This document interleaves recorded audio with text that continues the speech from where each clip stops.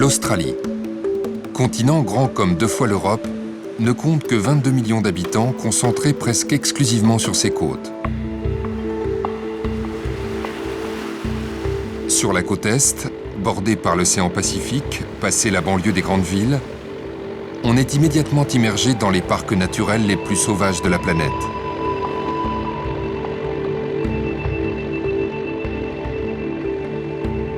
À 1 heure de Sydney, les Blue Mountains, immenses forêts d'eucalyptus, sont classées au patrimoine mondial de l'UNESCO.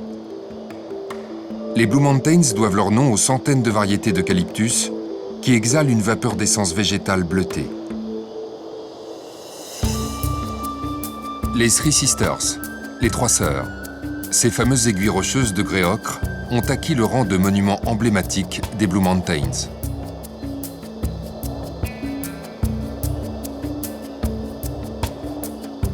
Dans ce vaste territoire encore mal connu, on a découvert il y a peu un arbre jurassique, véritable fossile vivant. Ici, impossible de s'aventurer sans un guide.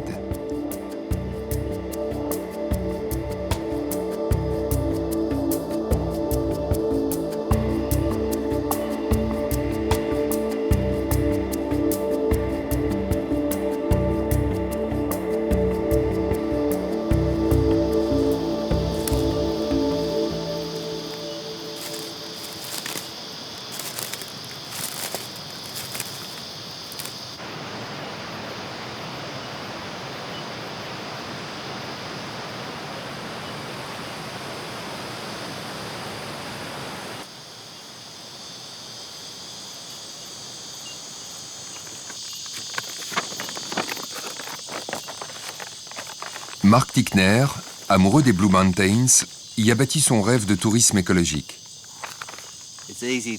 C'est facile de se perdre, de se paumer dans cette forêt d'eucalyptus. Si on n'est pas bien préparé, si on ne sait pas lire une carte, ou si on ne sait pas où l'on met les pieds, ça ne pardonne pas. Chaque année, des gens se perdent. Et chaque année, on entend ça. Encore des promeneurs perdus dans les Blue Mountains. En regardant vers le nord, c'est un peu brumeux. Pourtant, le regard porte si loin que l'on peut voir la petite ville de Katoomba, tout là-bas. Les sentiers de randonnée vous conduiront tout droit à travers ces étendues sauvages. En 5 jours, avec un goût certain pour l'aventure, on peut y aller à pied. C'est une nature magnifique, d'une diversité incroyable en termes de flore, d'arbres et bien sûr d'animaux. C'est plein de kangourous, de wombats, de wallabies, de dingos, des chiens sauvages, d'émeus. Vous verrez toutes sortes de choses par là. Les habitants de Sydney et les amateurs de grands espaces ou de sensations fortes fréquentent principalement la vallée de Katoomba, au nord des Blue Mountains. Randonnée, canyoning, varap, descente en rappel.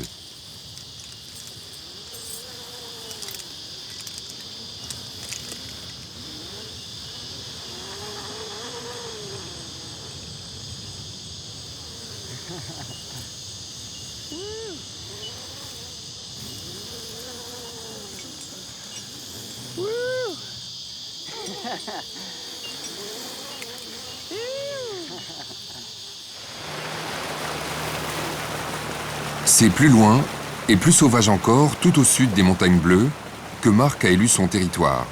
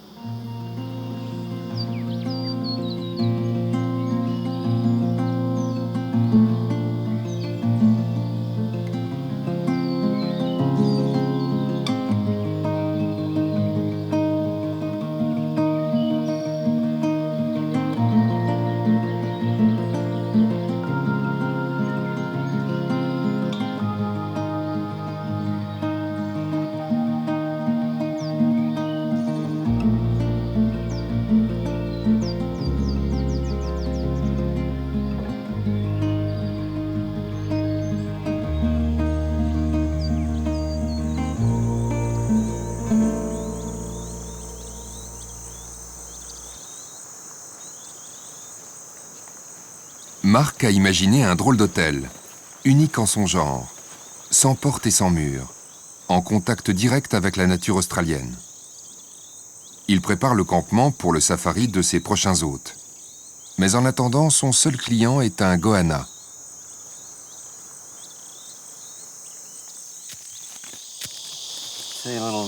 Vous voyez sur sa queue toutes ces entailles, ces marques? Il a pu se couper ou se faire mordre. Mais le plus vraisemblable, c'est qu'il s'est battu avec un autre goanna. Ils sont très agressifs les uns avec les autres. Et sinon, ils grimpent aux arbres et restent là, immobiles, sur une branche pendant toute la journée.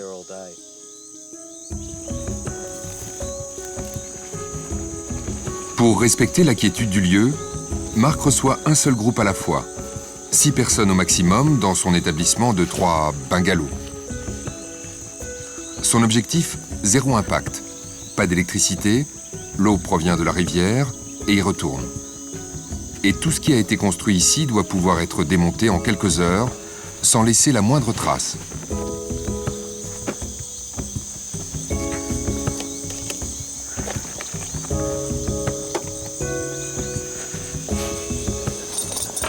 Il prend pour modèle la rude vie des pionniers australiens des 18 et 19e siècles, tout en admettant quelques concessions aux standards hôteliers d'aujourd'hui.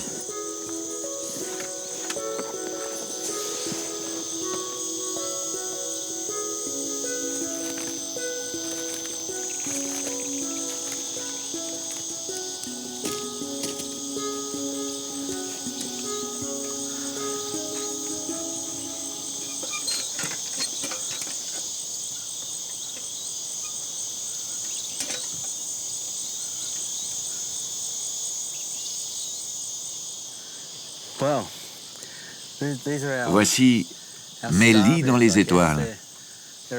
Une simple plateforme pour poser un sac de couchage traditionnel. Il y en a un ici roulé.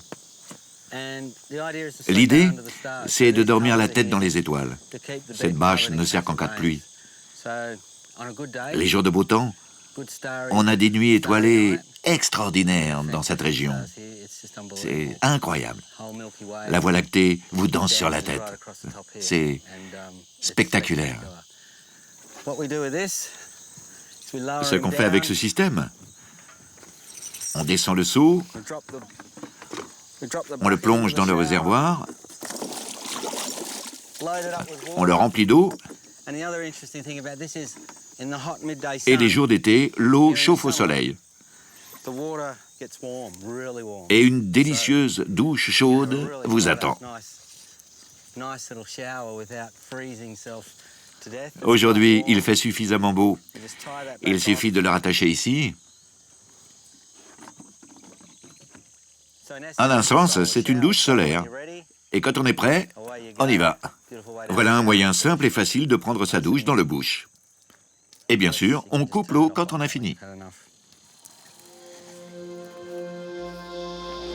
Pour Marc, proposer aujourd'hui des safaris dans les Blue Mountains, c'est un retour aux sources de son enfance, lorsque son père le perdait volontairement dans la forêt bleue pour l'éprouver. Entre-temps, Marc a eu une autre vie, dans les quartiers huppés de Sydney. Je dessinais des jardins. J'étais paysagiste et tous mes clients voulaient des jardins anglais. Je me suis rendu compte que personne n'était intéressé par les jardins indigènes, avec des plantes locales, des plantes australiennes. Moi, j'ai grandi dans cette région. Je l'ai arpentée à pied en tous sens. J'étais passionné par la flore locale, endémique. Et je pensais que les jardins, c'était un bon moyen de partager mes connaissances avec les autres, particulièrement les gens qui vivent en ville et ne sont pas au contact direct de cet environnement naturel, pourtant si proche.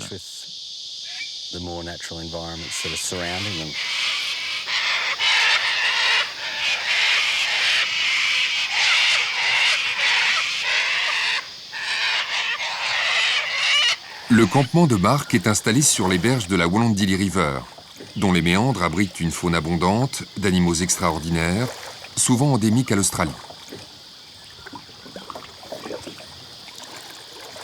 Parmi eux, un drôle d'animal à bec de canard, queue de castor, pattes de loutre, si étrange que les naturalistes de la vieille Europe l'ont longtemps pris pour un canular.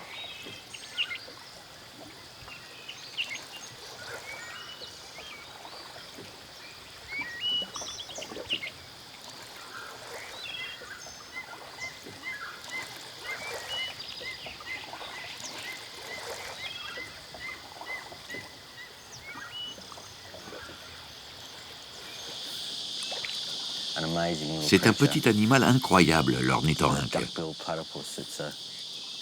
C'est un mammifère ovipare, c'est-à-dire un mammifère qui pond des œufs. L'une des créatures les plus intéressantes qu'on trouve ici. On trouve leur nid partout le long de la rivière dans la région. C'est un excellent signe d'avoir une telle population d'ornithorynques. C'est l'une des choses les plus amusantes à faire avec les invités du campement. On vient en canoë et on se laisse glisser doucement sur l'eau en cherchant l'ornithorynque. Et bien entendu, on peut voir une multitude d'autres choses. Là, sur le sommet de ce rocher, droit devant, on voit un dragon d'eau. Et là, il se dit que si on ne bouge pas trop, il ne bougera pas non plus.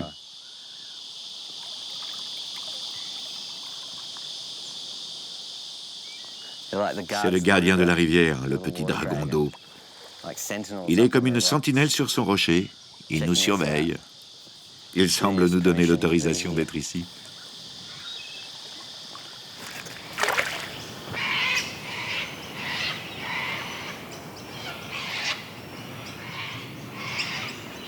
La nuit, quand tombe le vent et montent les sons de la forêt, comment échapper au sentiment de solitude et d'une grande vulnérabilité qui vous étreint soudain?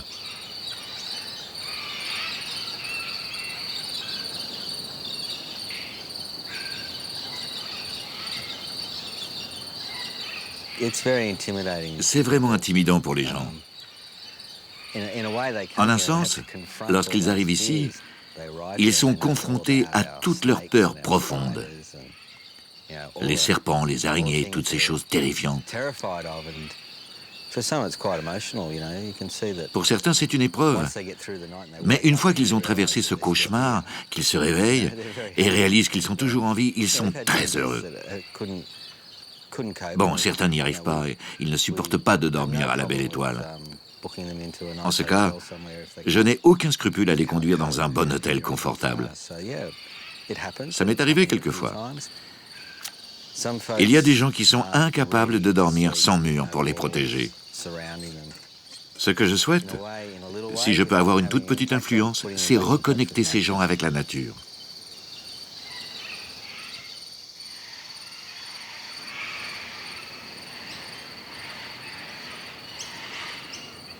Loin des expériences de tourisme extrême de marque, l'Australie offre aux voyageurs une découverte unique qui fédère les cœurs. La Société des koalas. Comme le kangourou, le koala est un véritable emblème de l'Australie. Adoré des habitants, le marsupial aux allures d'ours en peluche est menacé d'extinction. Tout est mis en œuvre pour le préserver.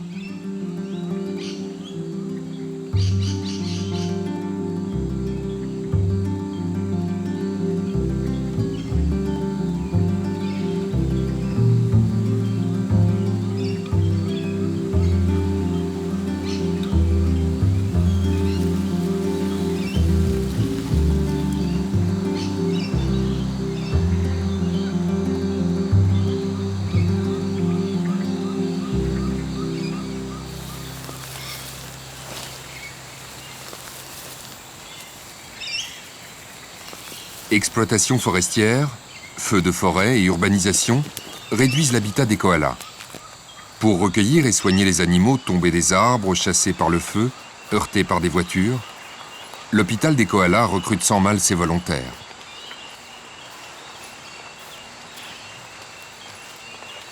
Chaque jour, il faut sélectionner les feuilles fraîches de 3 nouvelles espèces d'eucalyptus. Sans se tromper. Exigeant, Les koalas n'en digèrent qu'une vingtaine de sortes sur les 600 existantes.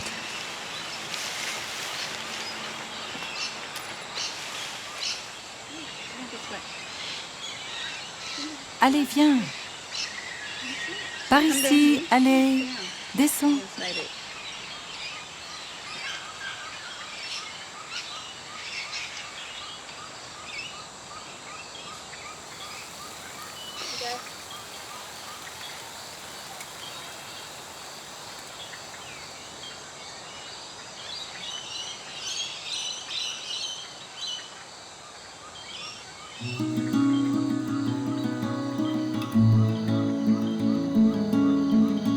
En remontant vers le nord la grande cordillère de l'Est australien, juste après Brisbane, la ville la plus étendue du monde, se trouve une merveille naturelle, elle aussi inscrite au patrimoine mondial de l'UNESCO, Fraser Island.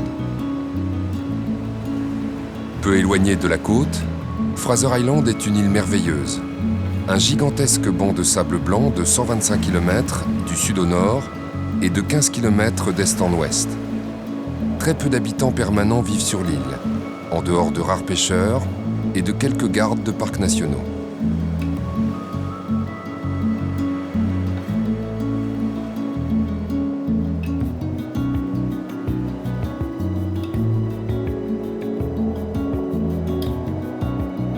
Les forêts d'eucalyptus et les forêts tropicales primaires qui couvrent l'île enserrent plus de 100 lacs d'eau douce bordés de plages de sable blanc.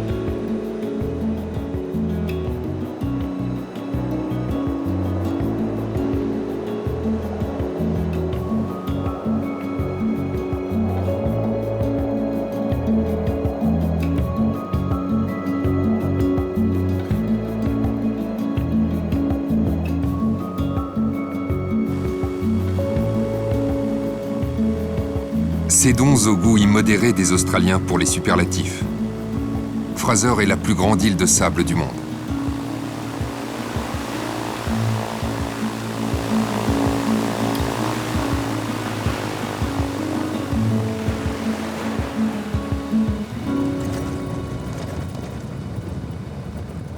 Peter Meyer, fils d'un émigré allemand, a grandi à Brisbane. Il s'est pris d'une passion pour Fraser Island. L'île de Fraser est ainsi faite qu'il serait impossible de rendre ses chemins carrossables. Pour cela, la logistique et le coût seraient phénoménaux. Le seul moyen de se déplacer ici, c'est donc le 4x4, ou bien la marche à pied. La marche à pied, c'est toute une histoire. Il y a environ 150 km de sentiers de randonnée dans l'île. On peut donc dire que la marche à pied est le meilleur moyen pour découvrir Fraser. C'est le meilleur moyen pour tout découvrir. On change de rythme, on prend son temps. Mais quelquefois, les distances sont si grandes qu'elles vous obligent à utiliser un 4x4.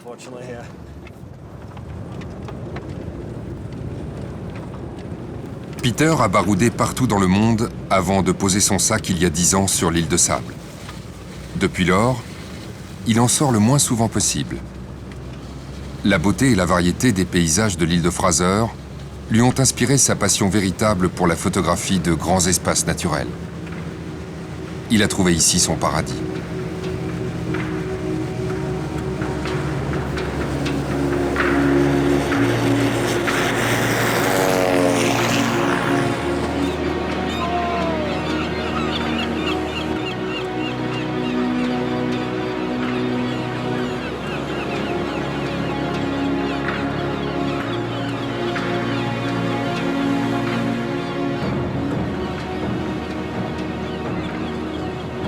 Une des silhouettes familières de la grande plage pacifique, le dingo. À la différence du reste du continent, on tolère ici ces chiens sauvages. On protège même leur totale liberté.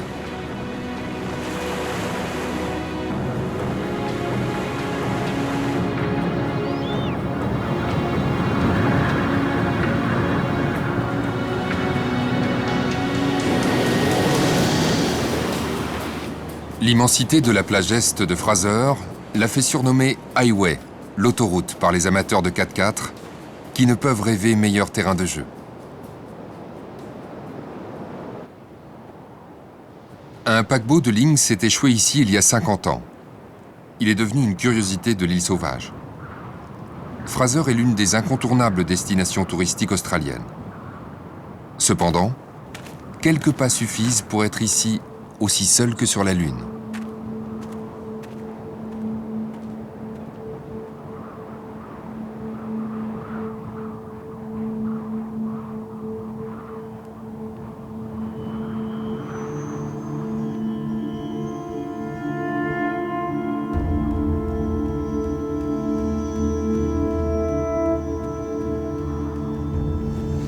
Jour après jour, à l'affût des beautés et des lumières de l'île, Peter emmagasine inlassablement des milliers d'images.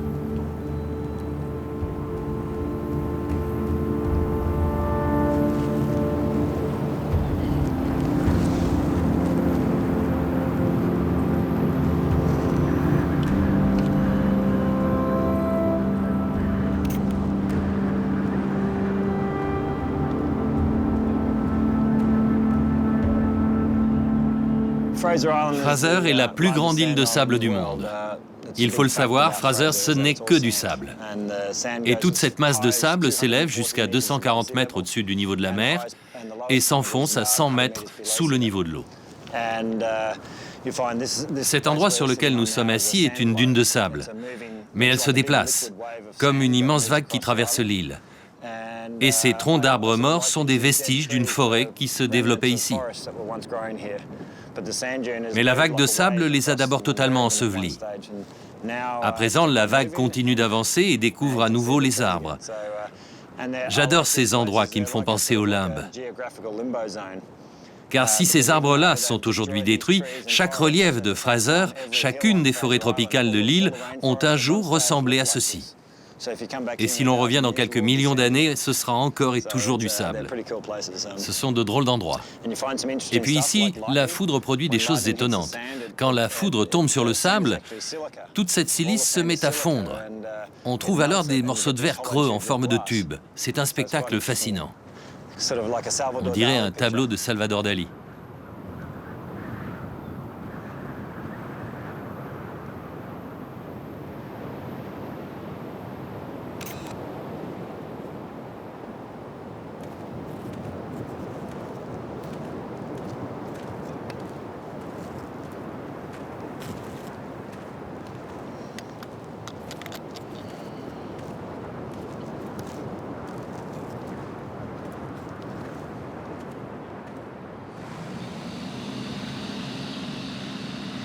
Autre terrain de chasse pour Peter Meyer, le lac Allen, au centre de l'île.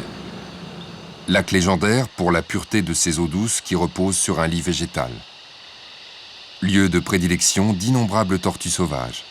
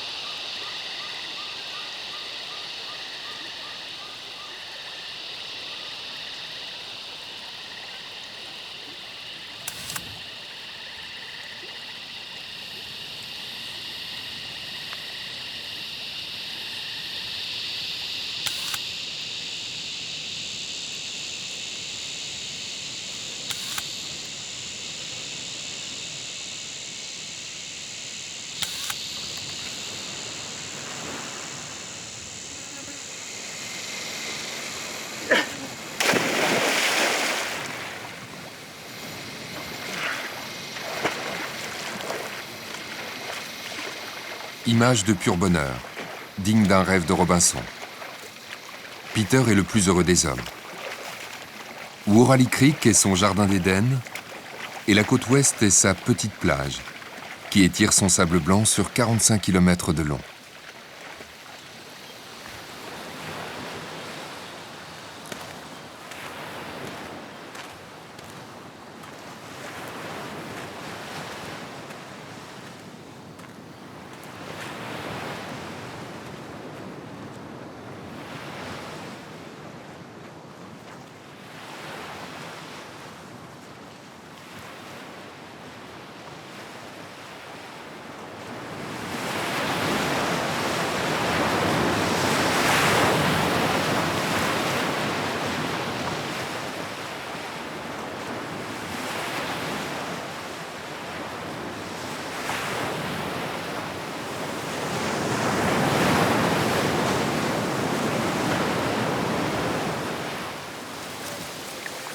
Et si d'aventure Robinson se lasse de la solitude, il peut changer de rive et retrouver la civilisation au bord d'un des joyaux de l'île, le lac Mackenzie. C'est le plus populaire des lacs d'eau douce de Fraser, la destination favorite des backpackers, ces jeunes Australiens qui sillonnent leur pays sac à dos.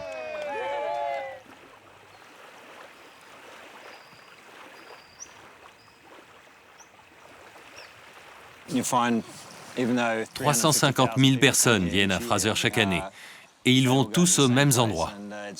Il est très simple de s'isoler, on a juste à s'éloigner d'une centaine de mètres. Ce lac en est un parfait exemple. 200 personnes s'entassent sur la plage d'à côté. Et sur cette plage-ci, personne. Sur Fraser, il y a toujours des endroits où personne d'autre ne va.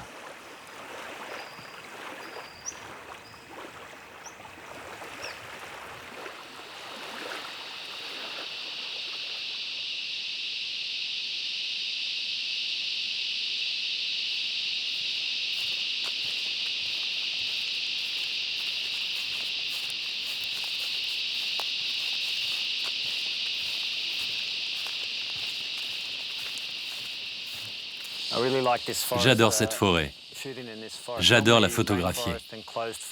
Habituellement, les forêts tropicales sont chaotiques, désordonnées. Celle-ci est remarquablement symétrique. Regardez ces magnifiques palmiers verts et les puissantes lignes droites verticales de ces arbres, les satinés. Cela parvient à créer une admirable symétrie au cœur de la forêt tropicale. C'est une rareté. Cet endroit est simplement fantastique. Regardez ces lignes, regardez ces couleurs.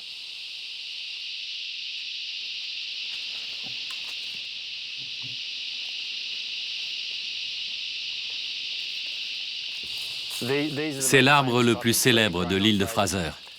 Il s'appelle Satiné.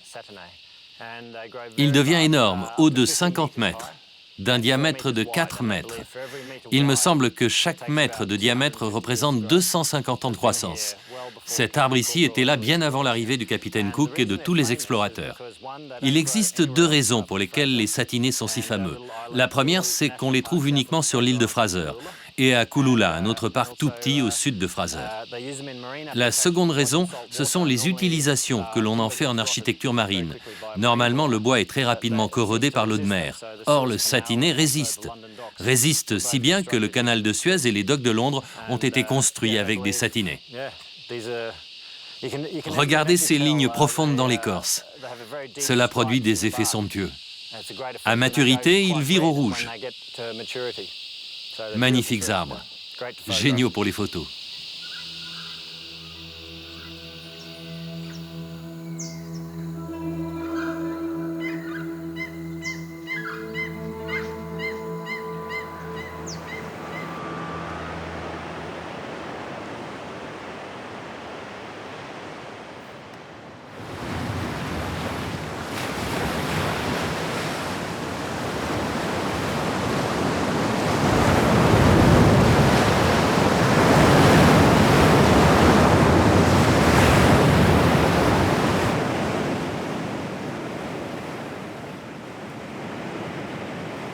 Les beautés de l'île sont servies par le ciel du Pacifique.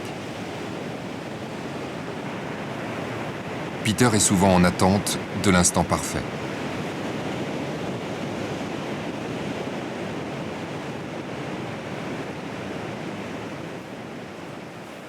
Au même titre que les beautés terrestres de l'Australie, les richesses sous-marines qui baignent le continent sont inscrites au patrimoine de l'humanité de l'UNESCO. La Grande Barrière de Corail australienne est le plus grand récif du monde avec 2600 km de long. Elle est considérée comme le plus grand organisme vivant sur la planète. C'est l'habitat et la nurserie d'un très grand nombre d'espèces aquatiques, d'un intérêt écologique majeur. 500 millions de personnes de par le monde vivent directement de ces riches récifs coralliens.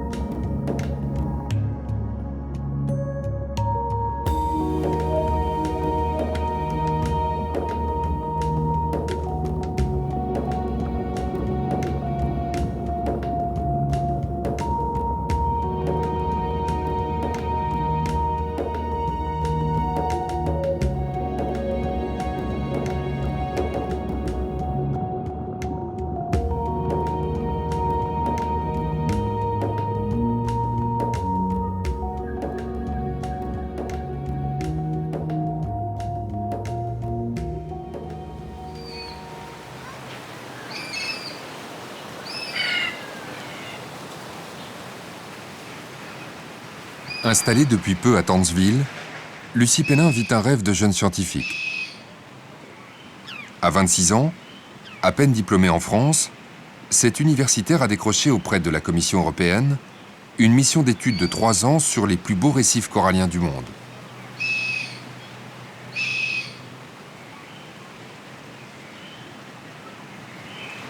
La Grande Barrière de Corail présente une grande diversité en termes de poissons, de coraux, de mollusques, parce qu'elle est située dans ce qu'on appelle le triangle de biodiversité, qui est une zone géographique de l'ouest du Pacifique, où on observe le plus d'espèces dans le monde.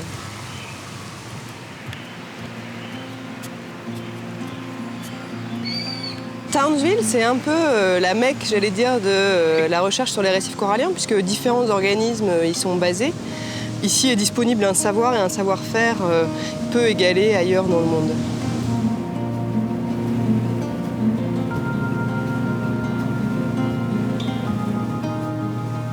Le sujet d'étude de Lucie l'a conduit à partager son temps de travail entre Moorea, en Polynésie française, le lagon de Nouvelle-Calédonie et la Grande Barrière de Corail d'Australie. Elle passe la majeure partie de sa vie sous l'eau. Aujourd'hui, elle plonge à 3 heures de bateau au large des côtes, sur l'une des 10 plus belles plongées du monde, sans doute la plus habitée, l'épave du Yongala. Le Yongala, c'est une épave qui a été coulée il y a environ 100 ans et qui présente l'avantage d'être un peu le seul élément d'habitat pour les poissons dans le coin, puisqu'il n'y a pas de récif ici aux alentours. Un poisson va continuer à grandir toute sa vie, c'est-à-dire qu'il n'est pas comme d'autres organismes limités dans sa croissance, il va continuer à grandir toute sa vie. Et du coup, plus on le laisse tranquille longtemps avant de le pêcher, plus il va être gros. Donc c'est pour ça que les poissons sont plus gros ici.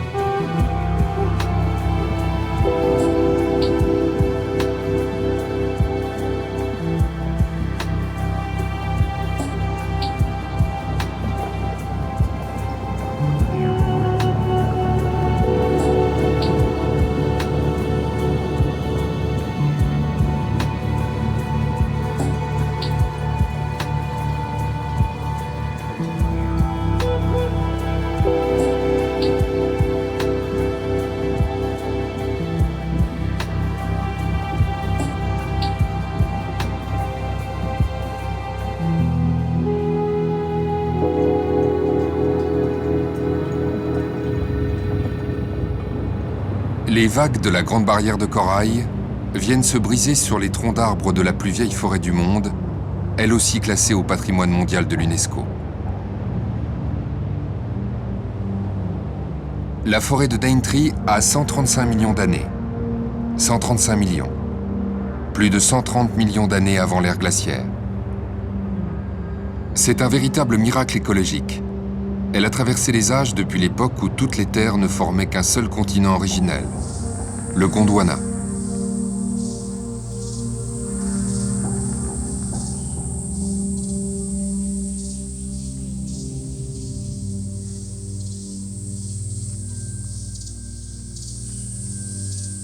C'est là, au plus profond de la forêt primaire, que se cache un hôtel unique au monde, où les plus favorisés de nos contemporains viennent chercher leur source de jouvence, le Daintree Eco Lodge. Ici, pour une somme conséquente, une heureuse clientèle accède à la promesse de quelques jours au nirvana.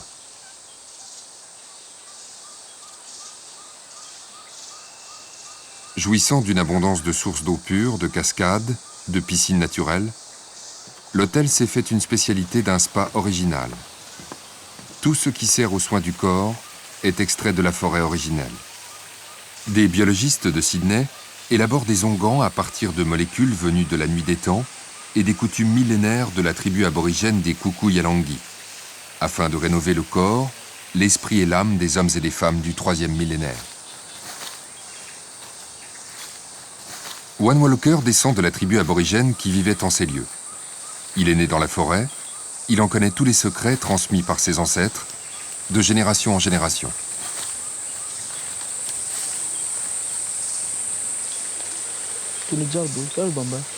Eh, tu vas où, toi? Tu vas où, comme ça?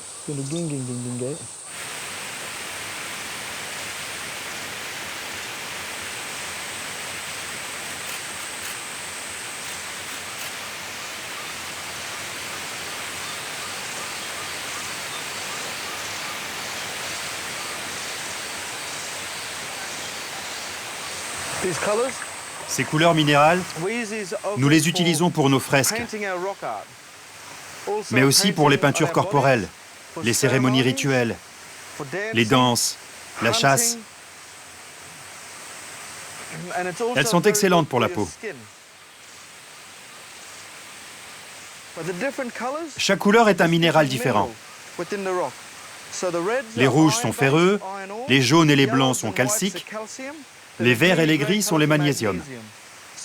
Toutes les couleurs que nous utilisons viennent du sol, de la terre.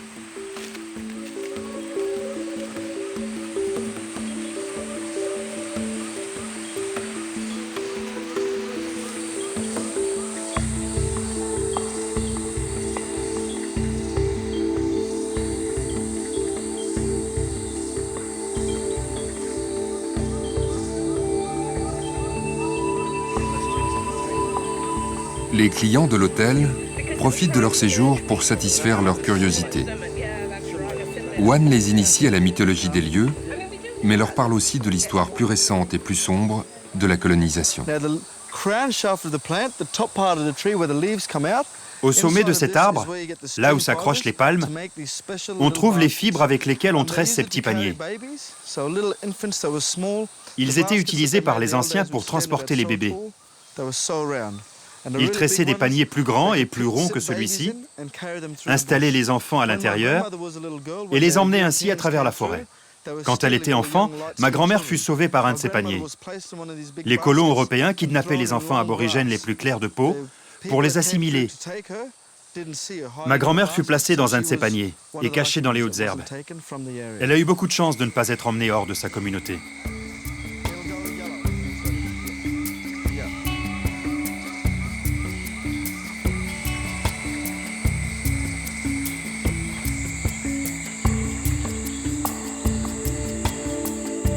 Nous n'avons découvert qu'une partie des mystères de ce pays-continent. Mais ce vagabondage paradisiaque de 3000 km tout au long de la côte Est est sans doute le plus verdoyant et le plus riche des voyages australiens.